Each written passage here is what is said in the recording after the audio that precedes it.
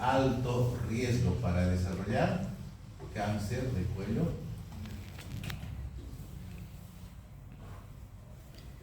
Fuera del Papa Nicolau, de la colposcopía, les mencionaba la semana pasada, ahora es posible determinar el tipo de virus que tienen las mujeres. Hemos dicho, 7 de cada 10 mujeres sexualmente activas tienen virus del papiloma humano. Y eso genera fatiga, genera angustia, porque dicen, ¿tengo o no tengo el virus? Y si lo tengo, ¿qué riesgo tengo de desarrollar cáncer? Y eso hace que muchos laboratorios se aprovechen, muchos médicos también, de que de canto a todas les piden captura híbrida, se llama el examen, la captura híbrida, para buscar qué tipo de virus tiene. Y lo malo es no saber interpretar. Lo único que dice ese examen es que tiene el virus, no les dice que tiene cáncer. Por favor, tomad nota, un caso que hemos presentado sobre eso para su examen. El hecho de que una mujer venga a la consulta, generalmente o le pidieron, le recomendó una amiga, o mi amiga se hizo, yo también fui a hacerme, o me dijeron que hay este examen, no es con una indicación médica realmente, y vienen asustadas porque les ha salido positivo. Les ha salido, dicen, tengo cáncer. Cáncer, wow, présteme la biopsia. El examen que confirma cáncer es biopsia. ¿Dónde está su biopsia? No, aquí está. Y le muestra la captura híbrida que le sale positivo al virus del papiloma humano. Y todavía identifican tipos. Dicen, tengo dice altos riesgos. Sí, tiene altos riesgos, pero eso no es sinónimo de...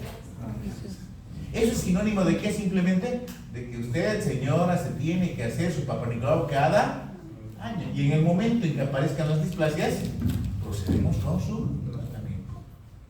Entonces, es eso. Y nos llegan, y es como si fuese más importante que el Papa Nicolau. Cobran 4 o 5 veces más caro que el Papa Nicolau la captura híbrida. ¿Qué les dicen? Tiene virus. 7 de cada 10 tienen el virus. Entonces no es para fatigarse, es importante tranquilizar en ese momento, porque el diagnóstico de cáncer es bien negativo para la salud mental de una persona, ¿no es cierto? Entonces hay que tener en cuenta eso. Bueno, datos en que ustedes tienen que manejar bien. Un cuello uterino normal que sufre una infección por virus del papiloma humano y avanza a la fase del NIC1 puede regresionar. En el 60% de los casos hay regresión. ¿Sí? Ahora, también puede progresar. ¿Y dónde puede progresar?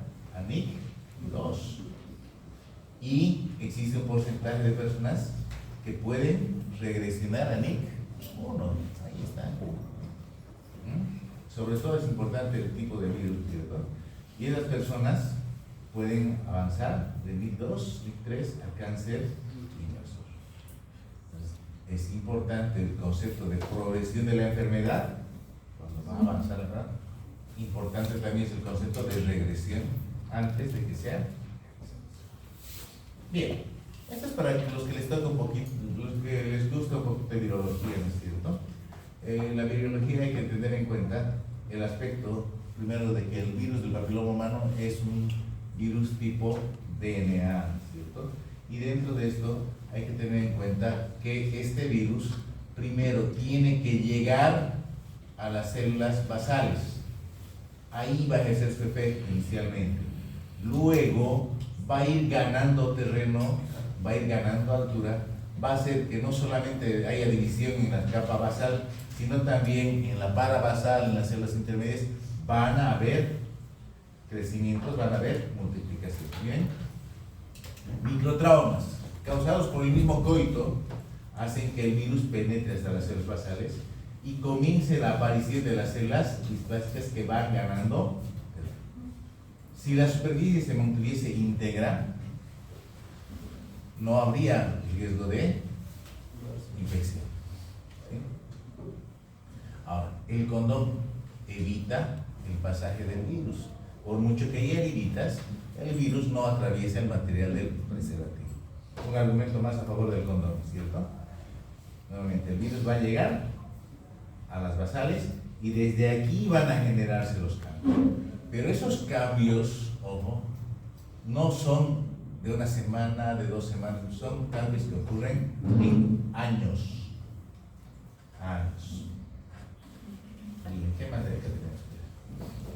Una infección por virus, esto quiere decir infección por virus del papiloma humano, por si acaso me preguntaron en un examen qué quiere decir infección por virus del papiloma humano. Puede dar verrugas, puede dar condilomas y en algunos casos da displasias, ¿cierto? Que pueden progresar a estadios más avanzados. 5% de las mujeres que tienen infección por virus del papiloma humano van a desarrollar cáncer. No todas me vienen con la prueba y dicen, usted tiene 5% de posibilidad de llegar al cáncer, así que tranquilo. Y esto es en años.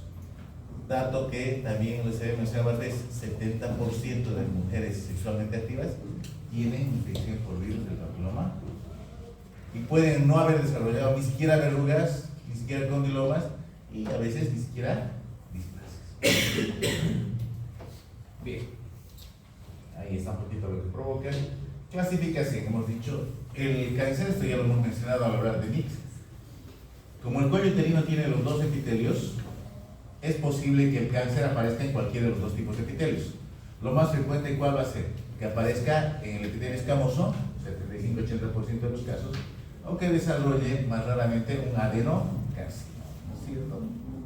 Adenocarcinoma del endocervix, el carcinoma epidermoide, el carcinoma escamoso del exocervix. Ahí está, epidermoides, adenocarcinoma. Ya. Y otros tipos, no son los únicos por este caso. Carcinoma heteroscamoso, adenocarcinomas son muy frecuentes.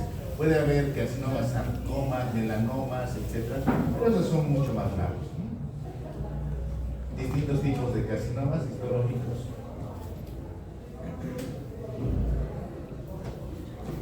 La mayoría del cáncer tiene cambios epiteliales, lesiones precursoras que se llaman NEC. Eso ya lo estamos repitiendo varias veces.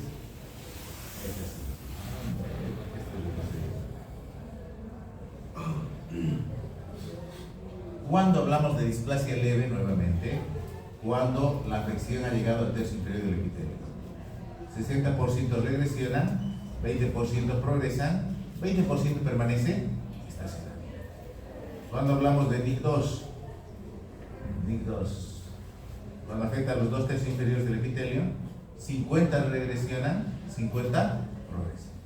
Cuando hablamos de NIC3, cuando afectan más de los 2 tercios o todo el espesor, progresan a cáncer invasor y debería tratarse como un cáncer incisivo. NIC3 es sinónimo de cáncer incisivo. Por favor, es una progresión en el sentido de que va a ir de NIC1 a NIC2 a NIC3, pero también no se olviden, existen las opciones de regresión.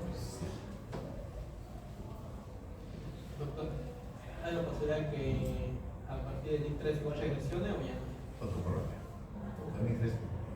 NIC3 ya se considera carcinoma incisivo. A partir de NIC2 entonces. Bueno, así se ven algunos tumores. Pero ojo, no se confíen en la imagen solamente. Tienen ustedes que considerar el hecho de que en cuellos que aparentemente están normales ya están sucediendo cambios. No piensen que el cáncer primero tiene una visión macroscópica, inicialmente es una visión microscópica, ¿no es cierto? Y por eso Bethesda, ¿se acuerdan de Bethesda? Pregunta de exámenes de uno de ustedes, no sé si de al lado del C. Bethesda nos dice hablar de lesiones intersticiales de alto grado o de bajo. La estadificación de Bethesda es simplemente una interpretación del resultado de una citología.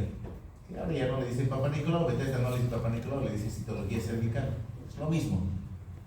PAP hace su informe con PAP1, PAP2, PAP3 y Bethesda hace su informe con la descripción del tipo de lesión que tiene. Pero esta estadificación no lo confundan cuando ya hablamos de cáncer. Ahí está, PAP, ya hemos hablado de PAP, ¿no es cierto? Y Bethesda nos describe qué es lo que ve, ¿no es cierto? ¿Qué es, a qué equivale NIC1, a NIC2, a NIC3, así, esos. Pero esa estadificación de Bethesda no es esta que viene acá. Una vez que ustedes ya han hecho el diagnóstico de cáncer, ya tienen el Papa Nicolau o la citología, han pasado por la colposcopía y luego han pasado a la biopsia. Ahora, antes de plantear un tratamiento, ustedes tienen que estadificar. Y la estadificación viene de ese TNM que ustedes conocen, ¿no es cierto? Tumor, nódulo, metástasis. Pero en ginecología, la Federación Internacional de Ginecobstetricia habla de estadios. Una vez que tienen el diagnóstico, señora, usted tiene cáncer, ¿qué viene? Determinar qué estadio de cáncer. ¿Por qué? Lo primero que les voy a preguntar, ¿qué posibilidades de curarme tengo? Ese es el pronóstico, ¿no es cierto? El pronóstico está en relación directa a la estadificación. Una paciente con estadio 0 tiene el 100% de opción de curarse. Si hace un buen tratamiento, se va a curar. Estadio 0 es curable 100%. Pero a medida que el estadio va avanzando, su posibilidad de curación, su pronóstico es peor. Segundo, ¿por qué tenemos que estadificar? Porque la conducta depende del estadio. Lo que yo voy a hacer con esta paciente depende de qué estadio tiene. Por eso el TNM no nos ayuda en esto. Vamos a trabajar con FIGO. Y vamos, hemos dicho, el estadio va de 0 hasta 4 en romanos. El estadio 0 es el carcinoma in situ o el NIC3. No sobrepasa la membrana basal. Y luego vamos al estadio 1. El estadio 1 es cuando el tumor está limitado al cuello uterino. Solamente está tomando el cuello uterino. Pero imagínense microscópicamente, el cuello uterino es gigante. Entonces se divide el estadio 1 en 1A y en 1B. 1A está limitado al cuello uterino, obviamente. Su diagnóstico es 100% microscópico. Y, ¿se acuerdan aquí algo? En profundidad va de menos de 5 milímetros y en extensión abarca menos de 7 milímetros. ¿Qué quiere decir el estadio 1A? Que es el cáncer microinvasivo. ¿Se acuerdan? Hemos comenzado con esto ahora. Entonces, el estadio 1A es microinvasivo. Bien, hasta aquí está facilito. Compliquémoslo un poco. El estadio 1A, a su vez, se divide en 1A1 y en 1A2. En ambos casos está limitado al cuello uterino, pero en el 1A1 la invasión en profundidad no pasa de los 3 milímetros. Sí puede llegar a menos de 7, pero menos de 3 milímetros. Ese es el 1A1. Su pronóstico, después de 5 años habiendo hecho el tratamiento, es del 98%. Es una paciente que tiene el 98% de remitir completamente. Por el contrario, el 1A2 será ese que ha penetrado más de 3 milímetros, pero menos de 5, porque es 1A. 1A2 es entre 3 y 5 de profundidad. La extensión se mantiene en los 7, no nos interesa la extensión.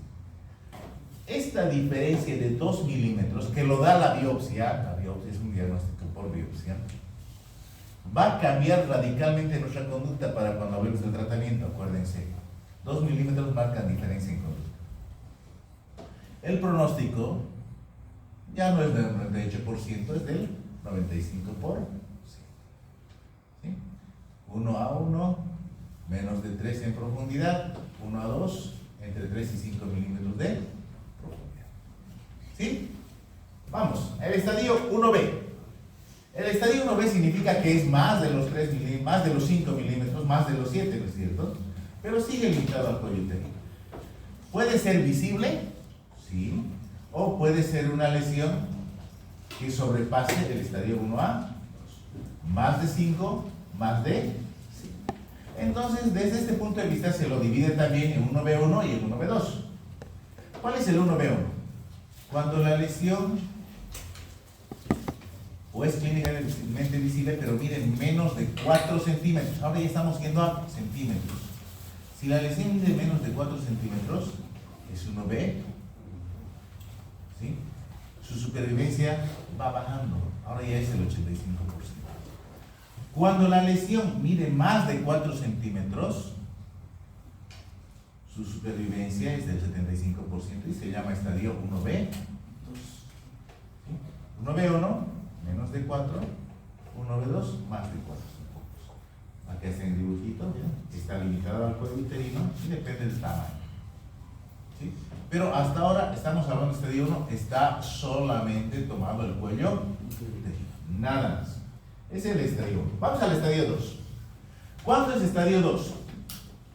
Cuando ya ha pasado del cuello uterino, cuando ya no está limitado al cuello uterino. ¿Y qué órganos son los vecinos inmediatos? Por un lado está la vagina y por otro lado están los parametrios. Parametrio es el tejido que está al lado del cuello uterino. Ahí está. Pero aquí hay una condición.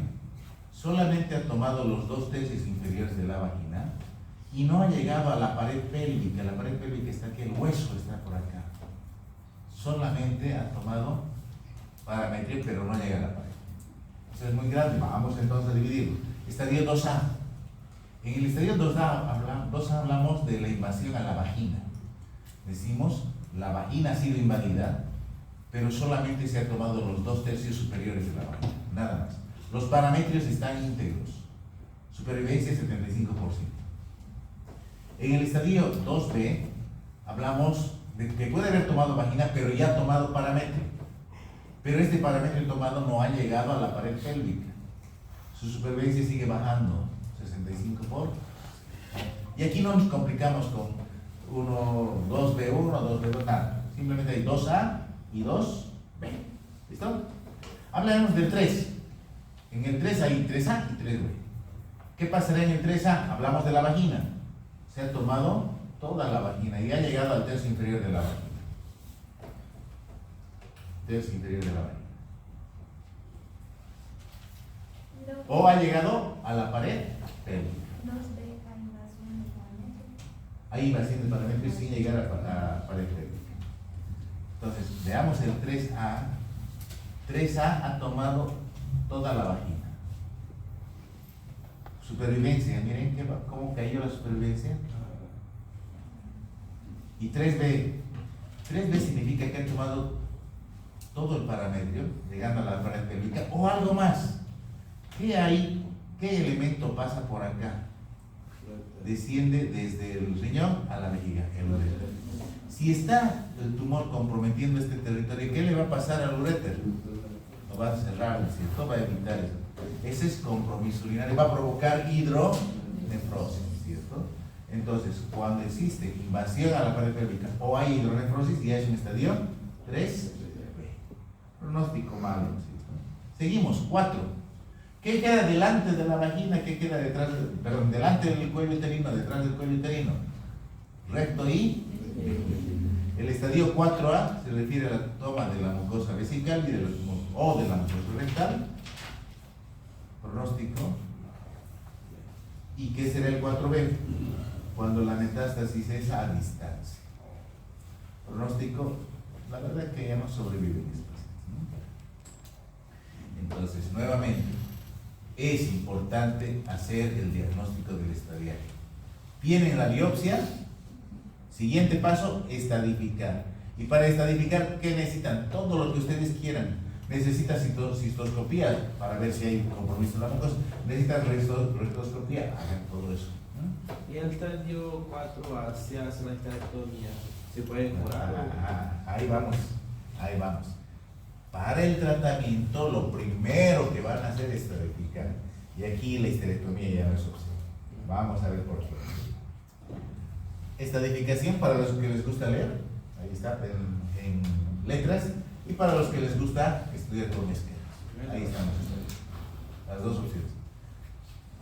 ¿Qué les he dicho desde la otra vez? Que diapositiva repetida es pregunta de examen, ¿cierto? Bien, la otra estadificación, ustedes la conocen, es la TNM, ¿no es cierto? Tumor nódulo metástasis, que aquí están sus equivalencias. Bien. ¿Cuál es la clínica del cáncer de cuello uterino?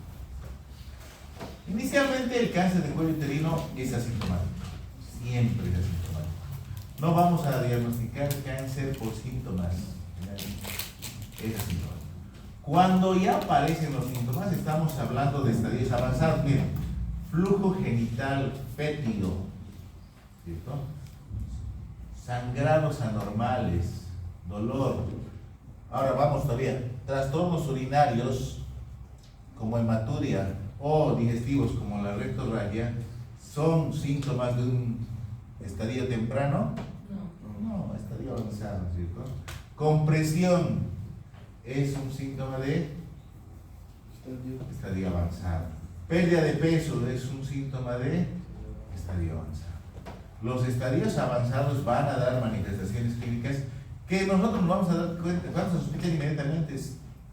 Dice la señora, doctor, tengo un flujo fétido. Sangro cuando tengo relaciones sexuales. Elimino sangre cuando orino, mi orina tiene color sanguinolento. No van a pensar en un estadio inicial, ¿cierto? Al principio es asintomático. Cuando aparece flujo anormal, sangrados anormales, estamos hablando de que estamos en estadios. Cuando aparece, por ejemplo, hidronefrosis, ¿en qué estadio estamos? 3B. Bien. Entonces, para hacer diagnóstico es importante la clínica, sí es importante la clínica. Tendrán que preguntarle acá el número de compañeros sexuales, le van a preguntar a qué edad inició su relación sexual. Pero la pregunta más importante que le van a hacer en la anamnesis va a ser, señora, ¿cuándo se hizo su último Papa Nicolau? Esa es la pregunta clave. Si les dicen, me he hecho el año pasado, doctora, ¿van a pensar en cáncer? No, pues, ¿cuál era el resultado de su Papa Nicolau? No, el doctor me dijo que era inflamación. Entonces vamos a pensar en nuestra cabeza, va a ir a otras cosas, miomas, cáncer de endometrio, cualquier otra cosa, menos cáncer de cuello uterino. Pero si la paciente me dice, escucha, mi último Papa Nicolau, creo que hace 5 años, 7 años que no me hago Papa Nicolau. Ups, se nos pone grave la cosa. La anamnesis es importante. ¿Se hizo Papa Nicolau? ¿Qué resultados? ¿Qué le dijo el médico? Sí, el doctor me dijo que tenía que hacerme biopsia, pero no me hice. Ya se complicó la cosa, ¿no es cierto? Al examen físico, los tumores microscópicos son eso, no se los diagnostica con el examen físico. Pero cuando los tumores son macroscópicos, el examen físico, ¿qué va a revelar? Irregularidades, úlceras, deformaciones en el cuello uterino, ¿cierto? Y los exámenes complementarios, ¿cuáles son? Aquí dice estudio citológico. ¿Le tenemos que pedir citología? Sí. ¿Qué pasa cuando la citología es anormal? Le vamos a hacer colposcopía, aquí dice colposcopía. Pero el diagnóstico definitivo, ¿cuál es? Biopsia. Y esto está en blanco y negro porque es pregunta de su examen. Entonces, van a hacerle el tacto vaginal, ¿sí? Van a hacer el tacto vaginal. Y en ese examen, además de hacer diagnóstico de cáncer, ya ustedes van a ir estadificando, ¿no es cierto? Toco una masa que mide 6 centímetros. ¿Qué estadio será? Si ya mide 6 centímetros, pero no compromete la vagina. Yo toco los fondos de saco, están libres. 1B. Ya toco que está tomando el fondo de saco posterior, pero no llega al tercio inferior de la vagina. ¿Estadio? 3A, ¿cierto? Palpo los parámetros, por eso el tacto bimanual. El tacto bimanual se va a hacer mano vaginal, mano abdominal. Van al costado y van a querer unir. ¿Y qué van a sentir acá? Endurecimiento, un acartonamiento. El parámetro está comprometido. Ya están comenzando con la clínica del estadio. Hay que hacerlo, ¿cierto? Y esta es quizá una de las pocas veces donde ya se hace el tacto. Miren, este es tacto vaginal y tacto rectal. Al mismo tiempo se está tactando el recto y vaginal. Entonces, el diagnóstico, les he dicho, es fácil, pero es mejor hacerlo siempre en etapa precoz. La clínica nos ayuda muy poco nada si vamos a hacer diagnóstico precoz. En las estadios tardíos es muy fácil el diagnóstico. Entonces siempre, citología, colposcopía, aquí le pueden añadir Schiller y la biopsia. ¿Cuándo hacemos citología? En Bolivia la norma dice desde que la mujer tiene relaciones sexuales hasta los 60, 59 años. Pero a nivel internacional se acepta de que esta edad se estira un poquito más y comiencen a los 25 años. ¿Por qué? Esto es de bibliografía cubana, por si acaso. Los cubanos no es una medicina fantástica como nosotros pensamos, pero es una medicina preventiva muy eficaz. Sin tener grandes equipos, ellos hacen prevención. Ellos son los que vienen a la puerta de su casa. Señora, su papá Nicolau debería haber hecho ayer, se ha atrasado un día. Así le van a buscar. En cambio aquí, ¿se ha hecho papá Nicolau? No, ¿y por qué? Ya no ha tenido tiempo. Tiene tiempo, parece. Entonces ellos que manejan mejor la preventiva dicen, no vamos a esperar, o no vamos a hacer desde que tiene relaciones sexuales. ¿Por qué? Porque el virus del papiloma humano necesita tiempo para desarrollar lesiones.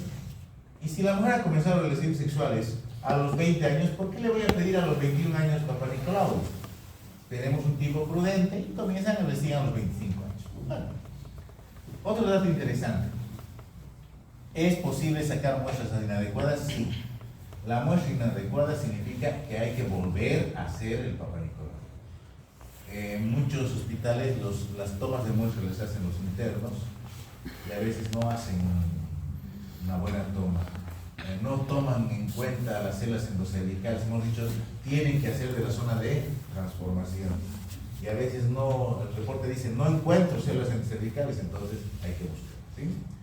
Otro dato importante también de los cubanos, si son 3 negativas, el siguiente lo voy a hacer cada 3 años. Están ahorrando, ¿cierto? Ya no es cada año. 3 negativas, 3 papá Nicolaus normales, entonces el siguiente en 3 años. ¿Sí?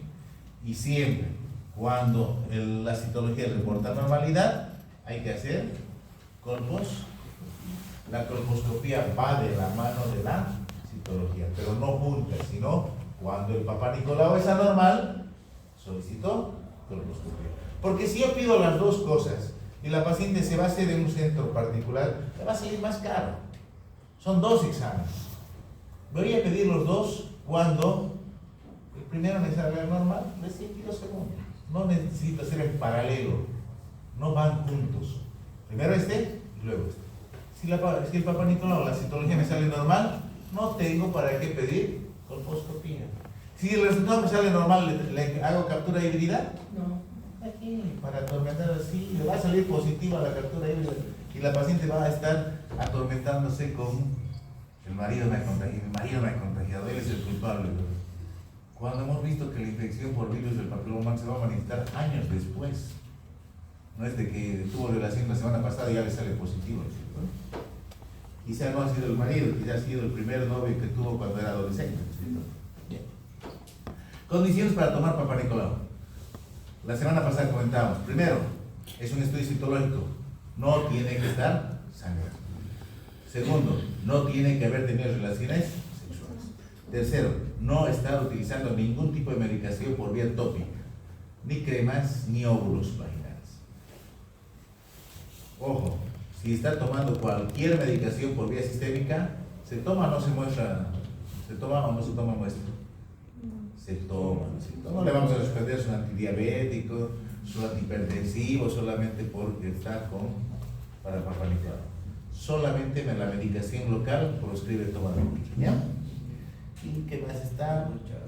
No ducha, las duchas vaginales hemos dicho ya son proscritas, ya no deberían hacerse duchas. Cuando la citología me sale sospechosa, siguiente nivel, la colposcopía. Y hay que explicarle en qué consiste la colposcopía. En la colposcopía lo que van a hacer es ver el cuello uterino, ¿cierto? Se visualiza el cuello uterino, tratando de encontrar imágenes sospechosas. Si aparecen las imágenes sospechosas que son, ya les hemos dicho cuáles, mosaico leucoplase base puntillado, pasamos al siguiente nivel, y el siguiente nivel es la biopsia. ¿A quiénes vamos a hacer biopsias? A las que ya tienen MIC3, ¿no es cierto? Hay que ser. Cuando la colposcopía es insatisfactoria, ¿no es cierto? Cuando no hay relación entre los estudios previos y cuando se sospecha ya invasivo, está avanzado. Y venimos ya con el diagnóstico, ya tenemos el diagnóstico hecho, ya hemos hecho la estadificación. ¿Cuál es el tratamiento? El tratamiento depende de la etapa. Este es el que manda el tratamiento, ¿sí? ¿En qué etapa y cómo determinamos la etapa? Con los estadios, ¿sí? Aquí hay que tomar en cuenta también el tema de la paridad. Muchas mujeres van a un poquito ser más cautas respecto al tratamiento cuando no tienen hijos, porque obviamente iniciar el tratamiento de cáncer de cuello uterino anula la posibilidad de reproducir. Entonces, se puede, si se diagnostica, ahora es lo malo, se hacen Papá Nicolau en las embarazadas. No es malo, pero debería ser, se hacen embarazarse. Se hacen ya estando embarazadas. Si hay diagnóstico de cáncer en la mujer embarazada, ¿qué se hace?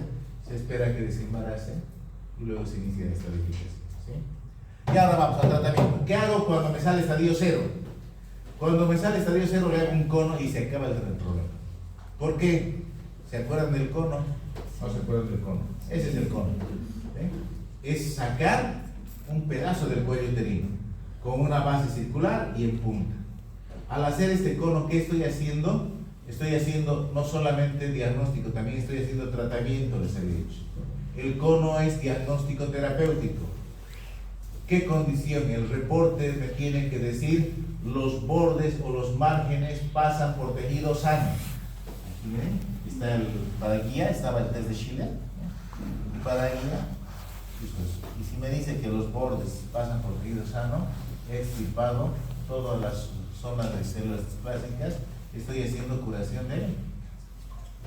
Entonces, en el estadio 0 es suficiente un.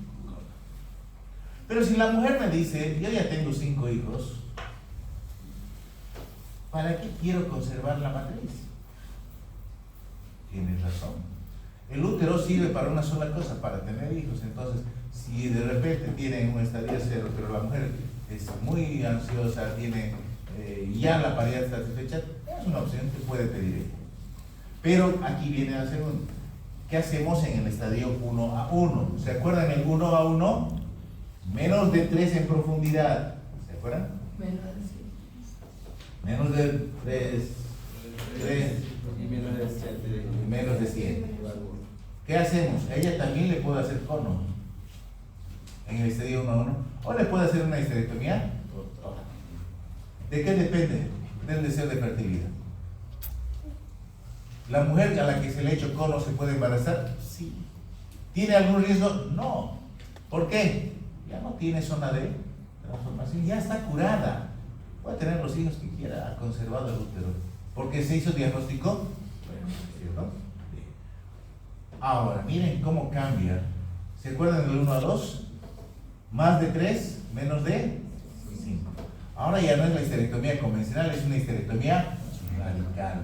¿Qué es la histerectomía radical? Sacar cuello, sacar cuerpo, sacar trompa, sacar ovarios y sacar una buena parte del tejido alrededor del útero y sacar una buena parte de vagina. Esa es la radical, ¿sí?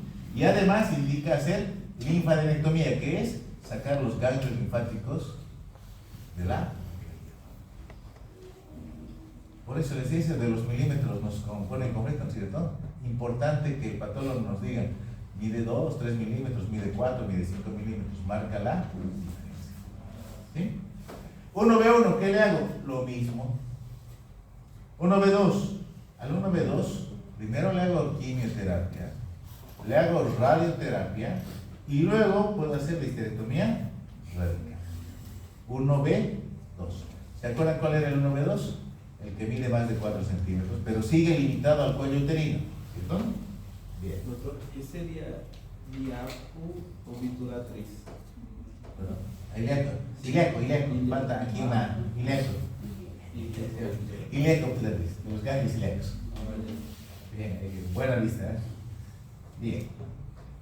Ahora, ¿qué hacemos desde el estadio 2 para adelante? ¿Dónde está la histerectomía ahí? Ya no es tratamiento de histerectomía. Ya no es tratamiento. El tratamiento es radio y quimio. La histerectomía ya no es una opción. Y este es un tema que a veces algunos colegas no lo entienden. Me acuerdo hace un par de años una paciente vino a la consulta y me dice, quiero que me haga histerectomía. Ya le digo, ¿pero por qué? Porque tengo cáncer. Ya le digo, ¿pero qué? Necesito ver sus exámenes, ¿qué estadio tiene? Y la señora tenía un estadio 3A. 3A. La revisamos, evidentemente era 3A. Pero el cirujano no el ginecólogo, el cirujano le había dicho, te opero, te vas a curar. Así le dijo, sí. Por curiosidad solamente, ¿cuánto le va a cobrar por esa histerectomía? $16,000. Wow, con razón quiere curar. Señora, váyase al oncológico, allá están los especialistas en cáncer, que le digan si su caso es operable o no. Pero es que yo quiero vivir, tengo mis hijos, todos, como ellos lo son, váyase rápido al oncológico. Lo que está haciendo es un asalto. Es un asalto. No pueden abusar de diagnosticar cáncer y abusar de eso. Yo te voy a curar. No la va a curar. No la va a curar. Al final la paciente puede desangrarse inclusive durante el procedimiento porque se supone que los tejidos están infiltrados. Un tejido con cáncer no coagula fácilmente. Es todo un problema. Entonces no engañen a los pacientes. No hay por qué engañarlos. Con quimio y con radioterapia tienen opciones. Su pronóstico es malo, ya hemos visto, pero por lo menos van a dar lucha, van a pelear. Van a tener quizá una expectativa de mayor beneficio que los suyos, ¿no? Bueno, ahí está cómo se hace la destrucción de tejido, todo para el coma. Aquí están las histerectomías, ¿eh? Esta es la histerectomía total. Es sacar cuerpo y sacar cuello. Cuello y cuerpo. Esta es la histerectomía total, es la convencional. Es la que se utiliza en el estadio 0, en el estadio 1A1. Pero a partir del estadio 1A2, esta es la histerectomía radical. ¿Qué se hace? Cuerpo, cuello, ovarios, trompas, tejido vecino al útero y una gran parte de la vagina, miren. Y además de esto, hay que complementar con la linfadenectomía. Hay que sacar los ganglios de la. Esas son las opciones de tratamiento.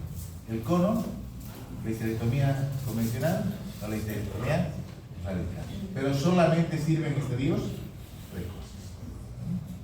Luego tenemos la radioterapia, la quimioterapia con todos los inconvenientes que crean. ¿Cuál es el pronóstico? Hemos dicho, el pronóstico depende del estadio. Hay un muy buen pronóstico en estadios precoces. Curaciones del 100%, 95%, 98%, significa que hay una buena expectativa.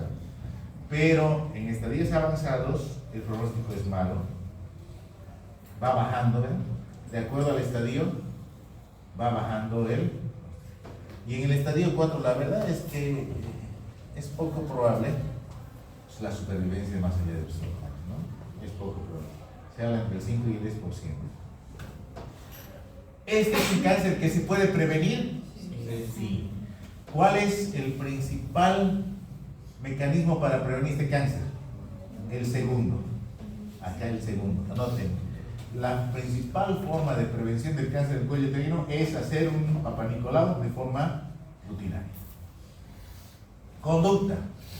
Obviamente, el saber escoger, cuidarse con los compañeros sexuales, el tema del alcohol, el tabaco, ¿no es cierto? La citología oportuna. El uso del preservativo.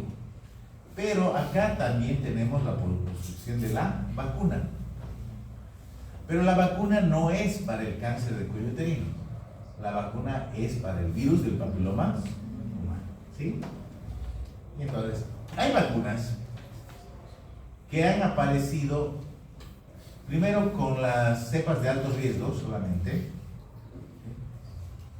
Inicialmente se hablaba de la vacuna bivalente, luego salió la tetravalente y ahora la que está de moda es la nonavalente. ¿Por qué nonavalente? Porque previene contra 9 tipos diferentes de virus. Esta es la tetravalente, cuadrivalente, 6, 11, 16, 18, todas tienen 16, 18 por si acaso.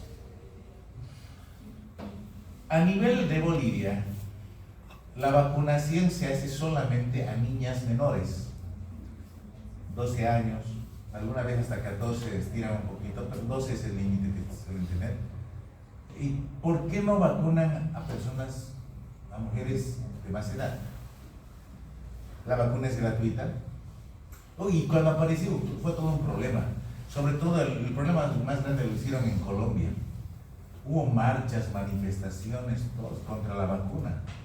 Decían, nos están inyectando cáncer. Como ahora dicen con COVID, nos están inyectando no sé qué metal, no sé de todo, chips nos están poniendo. Hubo problemas serios, hubo demandas contra los... Porque siempre hay alguna persona que tiene reacciones. Pues no se olviden, las vacunas no son inofensivas. Alguna vez provocan dolor de cabeza, fiebre, escalofríos. Y aparecieron algunas reacciones. Se hizo todo un problema grande. Se suspendió la vacunación en Colombia, me acuerdo, por esos movimientos. Igual que pasa con COVID, siguen habiendo las peleas. Pero en Bolivia se ha limitado a niñas. Y a niños también. ¿Por qué a niños?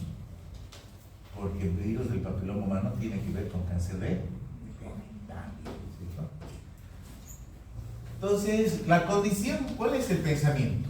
Una niña de 12 años no tiene virus del papiloma. ¿Por qué? Porque solamente se adquiere con relaciones sexuales. Ahora la pregunta es, ¿qué hacemos con mujeres que no tienen relaciones sexuales y que son mayores? Hace un año viene un paciente al consultorio y me dice, doctor, yo tengo 31 años, mi novia tiene 30 años, nos vamos a casar, quiero la vacuna. Inocente le digo, bueno, pero ya no sirve la vacuna, si ya tiene relaciones sexuales es muy probable que tenga el virus. No, ella es virgen. Ups, ya la pone difícil de dar. Ella es virgen, nunca ha tenido relaciones. En cambio yo, dice, he sido un promiscuo total. Entonces quiero cuidarla, quiero protegerla. Pero aquí en Bolivia no me dan la vacuna. Bueno, pueden comprarla. Sí, la puedo comprar. Y él ya había tenido todo su trayecto. Lo que pasa, y estoy viniendo a pedirle que usted me dé el nombre de algunas pacientes suyas más para que haga traer en bloque la vacuna. Porque tiene que seguir la cadena de frío. Que Argentina iba a traer, son 3 dosis y cada dosis le costaba $300. O sea, con $900 él te aseguraba, pero el transporte era extra. Entonces él quería reunir a varias personas para hacer traer la vacuna en un mismo encargo, ¿no? Y la verdad que es un problema serio. Hay mujeres, sí, que inician su vida sexual más tardíamente y que quieren evitar esto. Entonces se les complica por ese tema. Para colocar la vacuna tenemos que tener la certeza de que esa mujer no tiene virus del papiloma humano, de que ya no lo tiene el virus, ¿cierto? Y hay mujeres que han iniciado relaciones y a la primera ya se agarraron virus del papiloma. Tengo un colega, trabaja en un hospital. Los dos son ginecólogos, marido y mujer son ginecólogos, tienen 2 hijitas. Y justamente hablando de la vacuna, sus hijas llegaron a la edad de 12 años, 10 años, y me dice, ¿qué hago? Me dice, ¿les hago colocar la vacuna? Deberías, ¿no? Le digo, vos eres ginecólogo, tu mujer ginecóloga, deberías. Pero no le voy a colocar. ¿Por qué? Le digo, porque yo confío en la conducta moral de mis hijas, en la educación que yo les estoy dando. Qué pena, le digo, porque las educarás muy bien, pero no sabes a quién le vas a tocar. No es la conducta eso. Me llamó la atención, y les comento siempre en clases, de que aún los propios ginecólogos rechazan la vacuna. ¿Qué daño les va a hacer? ¿Cuánto las va a proteger? ¿Vale la pena vacunar? Vale la pena. No les garantiza que no van a hacer cáncer, pero les dice tienen menos posibilidad de ser cáncer. No es una vacuna anticáncer, es una vacuna contra el virus del papiloma humano. Lo que hacemos nosotros es evitar la infección del papiloma. Y ahí están los estudios y todo eso. Aquí están. La edad se puede usar, miren, se puede usar en mujeres más. El problema es la normativa boliviana. No sé en Brasil cómo está la normativa respecto al el Gardasil, es el que se utiliza más frecuentemente. Pero acá en Bolivia dicen solamente niñas hasta 12 años. Y es más, para que las vacunen tienen que llevar la firma de su mamá, de su papá autorizado. No las pueden vacunar. Si el papá no firma, no hay vacuna. Ahí está. ¿Se puede vacunar en el embarazo? ¿Por qué? Porque porque ha tenido relaciones sexuales. Y además de que, eso les preguntaron, otra vez le preguntaron a unas compañeras en el examen de grado, ¿qué vacunas puedo dar en el embarazo? Las que tienen virus atenuados no se dan, no se olvide, vacunas con virus atenuados no se dan. Y le preguntaron por qué estaba de moda el sarampión. Y justamente coincidí con una paciente que me escribe y dice, estoy en la fila para hacer vacunar para sarampión. Señora, ¿falta mucho? Sí, 3 personas, ya retírese de la fila, señora. Las vacunas con virus atenuados están contraindicadas en el embarazo. Así que ya saben. Bien. Importante el tema de cáncer de cuello uterino. Muchas muertes, muchos casos, pero este es lo que da. Si se detecta a tiempo, se cura. ¿Quiénes tienen la función? Ya no los ginecólogos, ustedes. Ustedes van a salir a hacer medicina general, inicialmente, tienen que hacer Papá Nicolau, lo van a hacer. Ustedes están capacitados para tomar muestras, van a ir a su internado, los que van a la práctica están viendo ya y los internos son los que toman muestras. Por eso tenemos que repetir a veces porque el interno no siempre toma una buena muestra. Pero hay que hacer muestras. Van a hacer, háganlo. Ya están en el ejercicio de especialidad, son cardiólogos, son neurólogos, son cirujanos plásticos. Díganle siempre a su paciente, y su Papá Nicolau, ¿cuándo ha sido? Es como con los dentistas, ¿no es cierto? Los dentistas van a preguntar algo interesante. Señora, ¿cuándo ha sido su último periodo? Y la mujer lo mira así, está aquí, ¿por qué me está preguntando de ahí abajo? Tiene que preguntar todo de buen dentista, pregúntalo, ¿por qué? Porque no puede estar embarazada su paciente. Pueden estar haciendo un montón de barbaridades aquí y de relacionadas. Entonces, aún sean cardiólogos, nefrólogos, plásticos o lo que ustedes quieran, siempre pregunten el último Papá Nicolau. Esa es una pregunta clave. No se ha hecho, hágase ese día. Y con eso van a ver que evita un montón de problemas. ¿Listo? Bien, jóvenes. Ese es el tema para el día de hoy. La próxima semana, hasta aquí es el examen. La próxima semana está programado su primer parcial a las 17:10 en esta misma aula. Entonces, prepárense, por favor. ¿Sí? Hay una parte teórica y una parte práctica. Se va a dar el examen del teórico y del práctico en conjunto. ¿Listo? ¿Alguna duda, alguna pregunta? ¿Entrar al caso clínico o pura teoría? Caso clínico. Pero es para, a ver, les explico. Ya que están de buena ciencia, les explico. ¿Cómo es la cosa? Miren. A ver, si yo les pregunto, ¿cuál es el tratamiento de la tricomoniasis? Préstame mi hojita, ¿dónde está la hojita de ustedes? ¿Cuál es el tratamiento de la tricomoniasis? Metronidazol. Esa es una pregunta de teoría. Si les pregunto cuál es el agente etiológico de la vaginosis bacteriana, es una pregunta de teoría. Pero si yo les digo, tengo una paciente que viene a la consulta con un flujo amarillento, verdoso, fétido, abundante, y necesito que me hagan su diagnóstico clínico, ¿qué es? Es un caso clínico, ¿cierto? ¿Qué será si es amarillo, verdoso o no? Tricomoniasis, ese es el caso clínico. Les voy a poner bien esta señora con su Papá Nicolau clase 2 y el estudio de la flora microbiana nos habla de Gardnerella. ¿Qué van a hacer con esa paciente? Bueno, le vamos a hacer tratamiento de vaginosis bacteriana, ¿no es cierto? Le voy a dar metronidazol o clindamicina y el Papá Nicolau, que ni se preocupe que es un Papá Nicolau inflamatorio isogénico. Esos son los casos clínicos. Ya para el segundo parcial vienen los pacientes sangrando porque ya vienen con hemorragia. Pero en este primer caso son pacientes que vienen por infecciones, vienen con resultados de Papá Nicolau y quiero saber qué es lo que hacen en estos casos. ¿Sí? Un PAP 1, ¿qué hago? Un PAP 5, ¿qué le hago? ¿Qué le digo a la paciente que tiene PAP 5? ¿Listo? Pero con cariño, Fabito. Con cariño, esperen. Vamos a ver cómo se porta. Con amor, como Suavito. Bueno,